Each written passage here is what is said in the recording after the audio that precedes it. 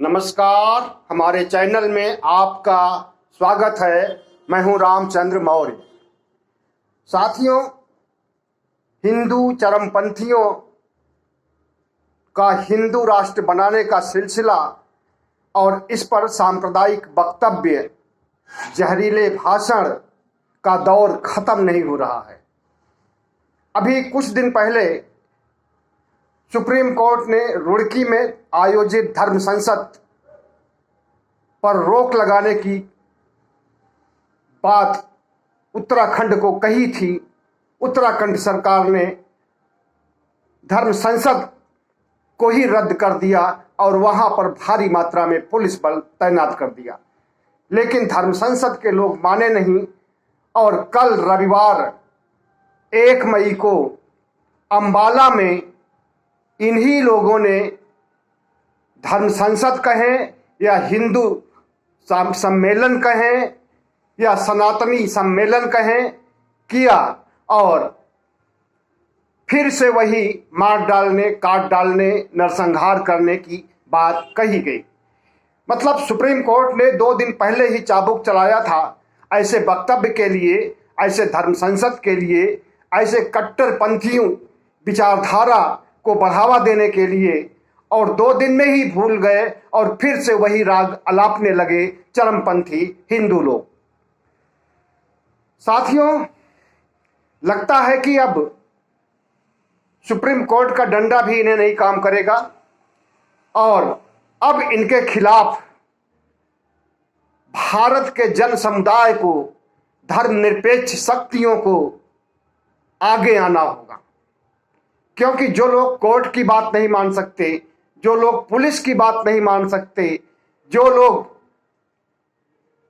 बदनामी का डर जिन्हें नहीं है कि विश्व स्तर पर बदनामी होती है, राष्ट्रीय स्तर पर, अंतर्राष्ट्रीय स्तर पर देश की बदनामी होती है, हिंदू और हिंदुत्व की बदनामी होती है, जिन्हें इसका डर नहीं है और किसी तरह का खौफ नहीं है, वे आए दिन हिंदुत्व के नाम पर सांप्रदायिक गतिविधियां, जहरीले बयान देते रहे हैं और दे रहे हैं और देते रहेंगे। ऐसा ये क्यों कर रहे हैं? क्योंकि इन्हें संरक्षण मिला हुआ है सत्ता का। सत्ता खामोश है, प्रधानमंत्री खामोश हैं, अमित शाह खामोश हैं। सुप्रीम कोर्ट में जब शिकायत पहुंचती है तो सुप्रीम कोर्ट कार्रवाई करता है। वैसे भी सुप्रीम कोर्ट को स्वतः संज्ञान भी लेना चाहिए। अगर अंबाला के मामले को किसी ने कोर्ट में चुनौती नहीं दिया है तो स्वयं स्वतः संज्ञान लेना चाहिए सुप्रीम कोर्ट को और इस पर कार्रवाई करनी चाहिए। उसी तरह का स्वतः संज्ञान जैसे लखीमपुर खीरी का स्वतः संज्ञान लिया गया था। क्योंकि ये लोग, इन लोगों का मनोबल बहुत बढ़ चुका है और हिंदुत्व के नाम पर, हिंदू राष्ट्र के नाम पर ये जिस तरह से विषबमन कर रहे हैं, आग उगल रहे हैं, काट डालने, मार डालने की बात कर रहे हैं, इससे देश का विकास नहीं होना है बल्कि विनाश होना है और उसी विनाश की दिशा में ये लोग देश को ले जा रहे हैं। या यूं कहा जाए कि इनकी सरकार की, भारत सरकार की मूक सहमति से ही ये लोग कर रहे हैं, तो इसमें कोई अतिशयोक्ति नहीं होगी। 2014 से जब से भारतीय जनता पार्टी सत्ता में आई है तभी से इनका मनोबल बढ़ा हुआ है। कभी मॉब लिंचिंग करते हैं, कभी धर्म संसद आयोजित करते हैं, कभी सनातनी सम्मेलन आयोजित करते हैं और उसमें एक तरफा आपराधिक बात करते हैं, काट डालने, मार डालने, नरसंहार करने की बात करते हैं और इस पर रोक नहीं लग रहा है बल्कि यह प्रक्रिया बढ़ती जा रही है। खास करके रामनवमी के 2 सप्ताह पहले से कुछ ज्यादा ही हिजाब का मामला,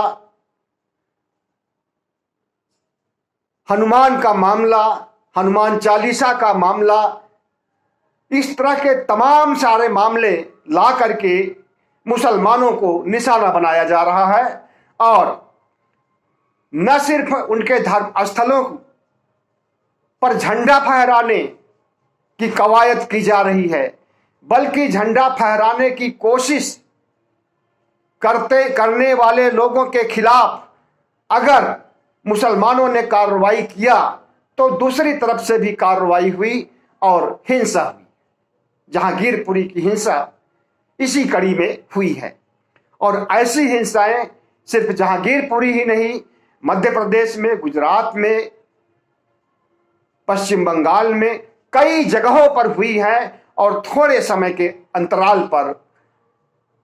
तो इस तरह से उत्तर से भारत, पूरब से पश्चिम, पूरा भारत जल रहा है इन सांप्रदायिक तत्वों की वजह से, इन सांप्रदायिक साधु संतों की वजह से, इन कट्टरपंथी 20% हिंदुओं की वजह से।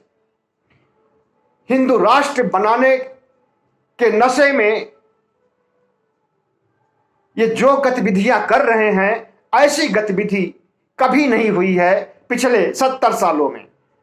70 सालों में माना जाएगा कि सांप्रदायिक दंगे हुए हैं, लेकिन इतने बड़े पैमाने पर नहीं हुए हैं। आज तो हर रोज हो रहा है। पहले के समय में, कांग्रेस के समय में साल 2 साल या 6 महीने में 1 या 2 दंगे हुआ करते थे, और आज तो पूरा भारत दंगों की आग में ही झुलस रहा है। आंध्र में देखिए, पश्चिम बंगाल में देखिए, मध्य प्रदेश में देखिए, गुजरात में देखिए, दिल्ली में देखिए, उत्तर प्रदेश में देखिए, रविवार के दिन अलीगढ़ में देखिए। अलीगढ़ में वही कालीचरण जिसने गोडसे को महिमा मंडित किया था छत्तीसगढ़ में, और उसकी अदालत में पेशी हुई थी, उस पर मुकदमा चला था, लेकिन वहां से रिहा हो गया है और फिर से वही गतिविधि कर रहा है जो छत्तीसगढ़ में किया था। तो इन्हें न कानून का डर है, न नैतिकता का डर है, न अंतर्राष्ट्रीय स्तर पर होने वाली भारत की बदनामी का डर है, और न मानवता का डर है। ये बनते तो कहते तो अपने को साधु संत हैं, लेकिन अमानवीय हैं, अपराधी कृत्यों से जुड़े हुए हैं, आपराधिक काम कर रहे हैं, बलवाई हैं, दंगाई हैं, देशद्रोही हैं। अगर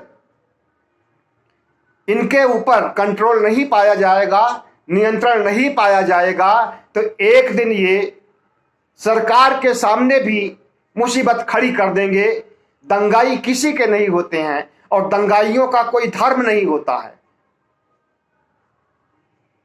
ये खुद हिंदू समाज के लिए दुश्मन बन चुके हैं और हिंदुओं को भी गालियां दे रहे हैं, कायर कह रहे हैं, नपुंसक कह रहे हैं। तो ये न तो हिंदुत्व के पुरोधा हैं और न ये हमारी साझा संस्कृति जो सदियों से चली आ रही है उसके समर्थक हैं, और न ये देश को चलने देना चाहते हैं, और न ये देश की धर्म निरपेक्षता को बरकरार रखना चाहते हैं।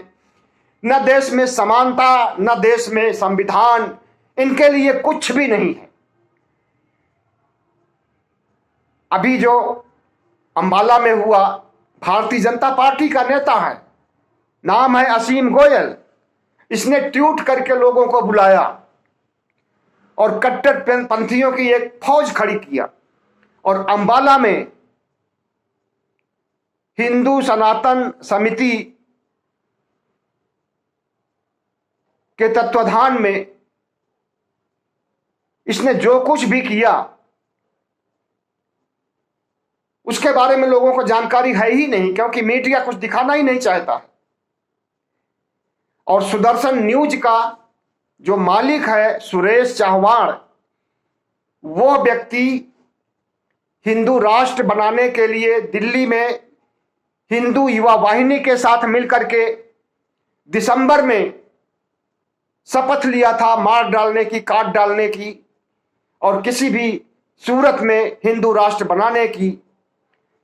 और इन्हीं शख्स ने फिर से अंबाला में हिंदू राष्ट्र बनाने के लिए फिर से वही जुमले को दोहराया है जो इन्होंने दिल्ली में कहा था।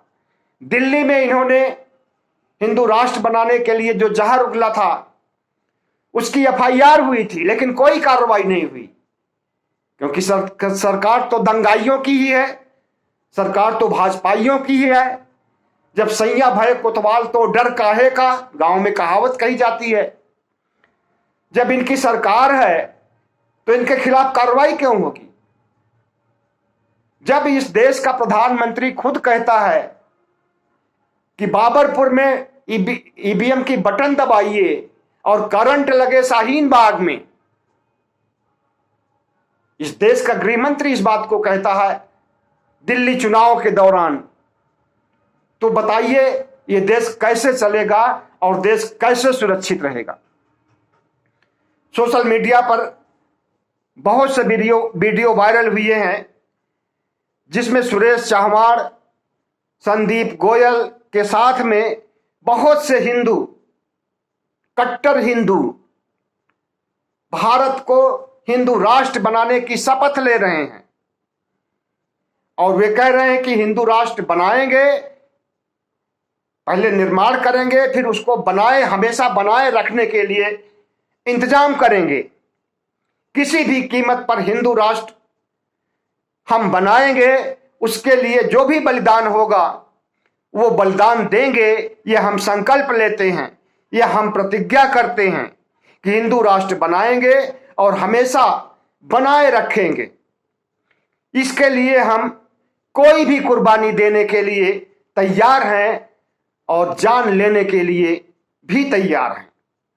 हमारे पूर्वज और हमारे भगवान हमें शक्ति प्रदान करें हिंदू राष्ट्र बनाने के लिए। इस तरह से शपथ ली गई अंबाला में 1 मई रविवार को,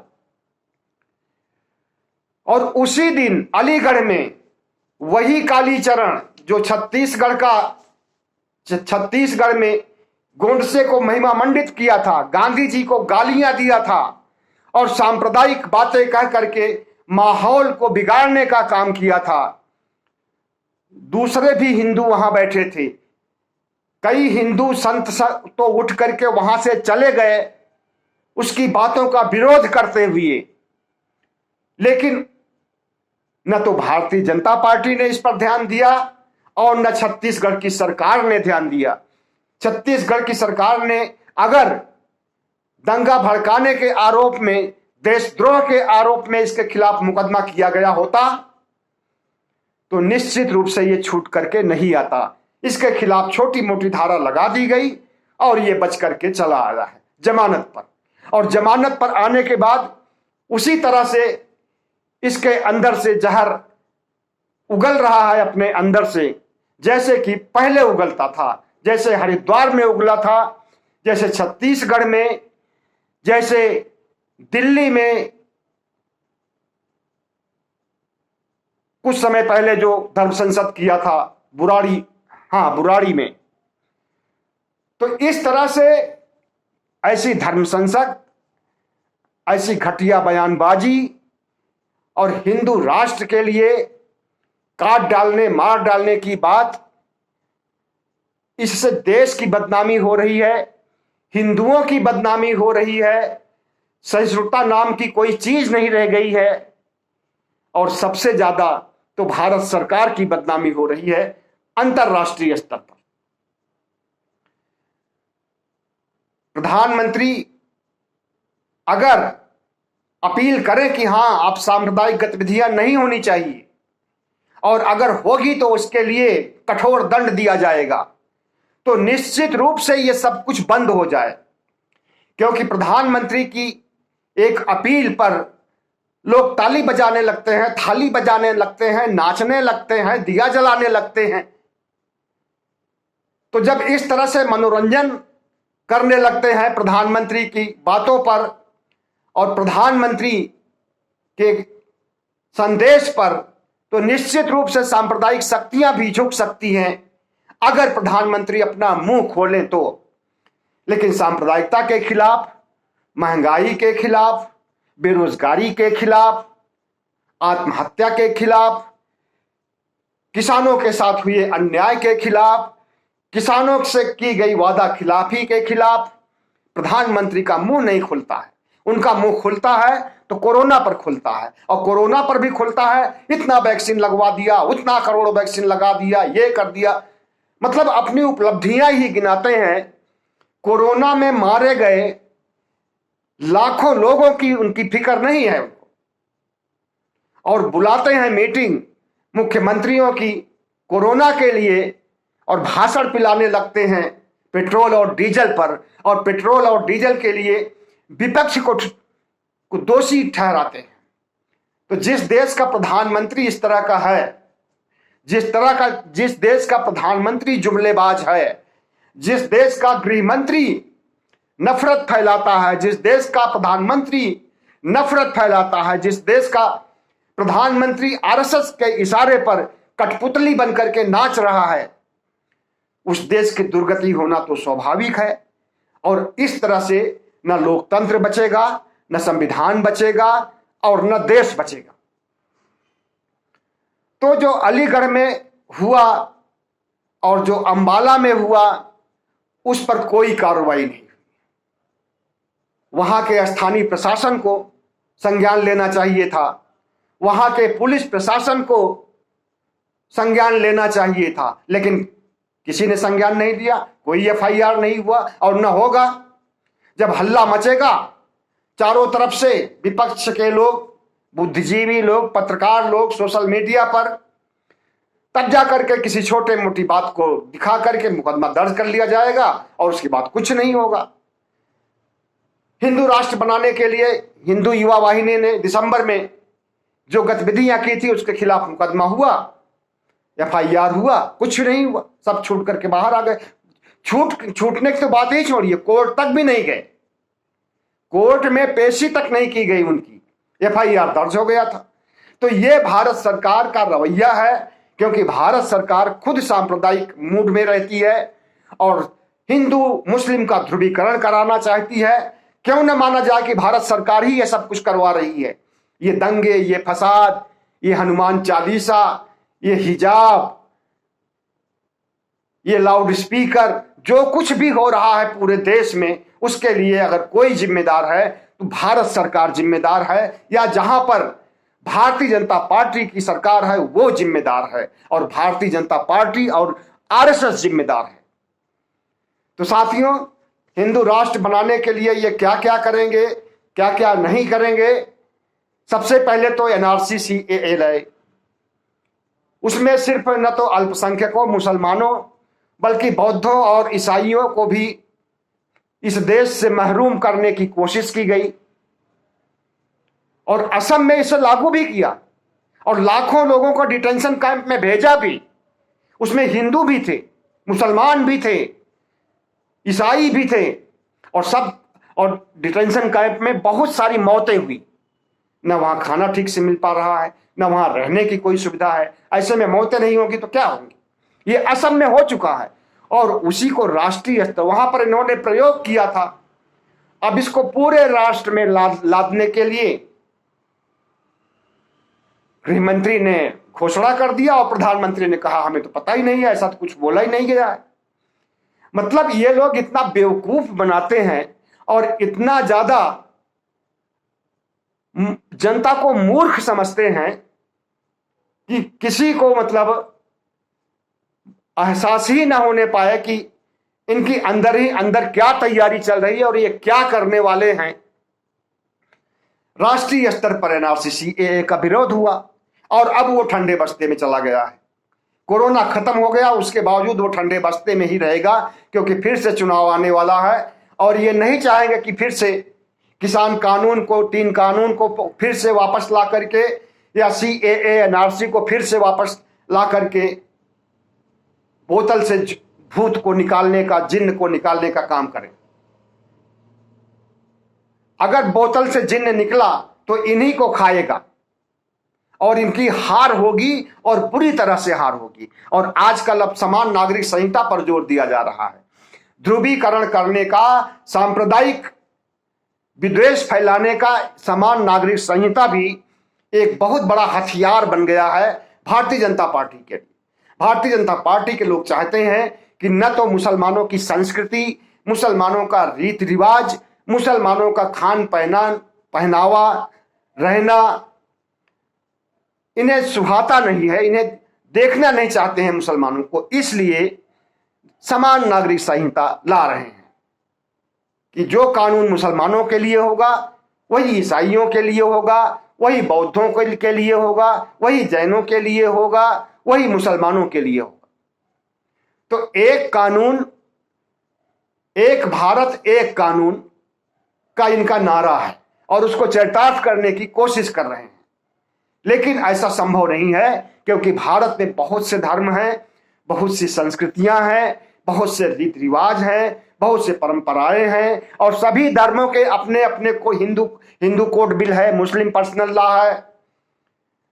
इस तरह से सबके अपने अपने सिद्धांत हैं, रूल्स हैं, कुछ धर्म पर आधारित हैं, कुछ समाज पर आधारित हैं, और रीति रिवाज और परंपराओं में, रहन सहन में, खान पान में, पहनावे में बहुत बड़ा अंतर है सभी धर्मों में। और यह स्वतंत्रता खान पान की, रहने की, हर चीज की स्वतंत्रता संविधान देता है।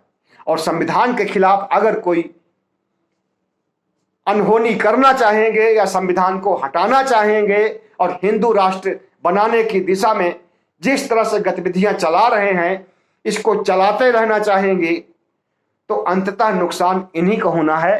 भारत से न तो लोकतंत्र को हटाया जा सकता है, न संविधान को हटाया जा सकता है, और न यहाँ की साझा विरासत को, साझा संस्कृति को और हिंदुस्तान की एकता को नष्ट किया जा सकता है। थोड़े समय तक ये गलतफहमी में रह ले, लेकिन बहुत समय तक इनका आतंक नहीं चलेगा। जब इनसे जनता त्रस्त हो जाएगी, महंगाई से, महामारी से, बेरोजगारी से ऐसे ही हाहाकार मचा हुआ है, बिजली संकट से ऐसे ही हाहाकार मचा हुआ है, और ऐसे में ये सांप्रदायिक गतिविधियां भड़का रहे हैं, तो इनकी जाने की उल्टी गिनती शुरू हो गई है।